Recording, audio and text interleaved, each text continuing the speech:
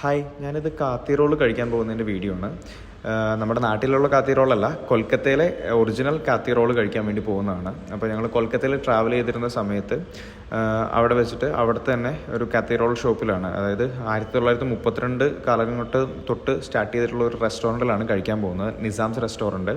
ഈ restaurant claim ചെയ്യുന്നത് വെച്ച് കഴിഞ്ഞാൽ അവരാണ് കാത്തി റോളിൻ്റെ ഇൻവെൻറ്റേഴ്സ് എന്നാണ് പറയുന്നത്. അപ്പോൾ അങ്ങനെയാണെന്നുണ്ടെങ്കിൽ അവിടുത്തെ കാത്തി റോൾ എങ്ങനെയുണ്ടെന്ന് ട്രൈ ചെയ്യാൻ വേണ്ടി പോകുന്നതാണ്. ഈ റെസ്റ്റോറൻറ്റ് ആക്ച്വലി വളരെയധികം ഫേമസ് ആണ്. ഹിന്ദു, അതുപോലെ തന്നെ ജെൻറ്റിൽമാൻ മാഗസിനും, അതുപോലെ തന്നെ BBC, അതുപോലെ തന്നെ വേൾഡ് റെക്കഗ്നൈസ്ഡ് ആയിട്ടുള്ള വളരെയധികം മാഗസീൻസ് ഇവരുടെ കാത്തി റോൾസിനൊക്കെ പറ്റി ആർട്ടിക്കിൾസ് ഒക്കെ ചെയ്തിട്ടുണ്ട്. അതൊക്കെ അവർ ഡിസ്പ്ലേ ചെയ്തിട്ടുണ്ട്.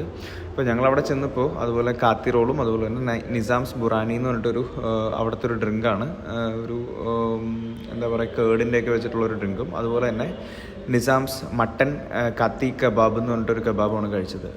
അതിൽ എനിക്ക് കാത്തി റോള് നമ്മുടെ സാധാരണ നമ്മുടെ നാട്ടിൽ കിട്ടുന്ന കാത്തി റോളും ഇതും തമ്മിൽ ചെറിയൊരു വ്യത്യാസമുണ്ട്. കബാബിൻ്റെ ഒരു മസാലകളുടെയൊക്കെ വ്യത്യാസമുണ്ട്.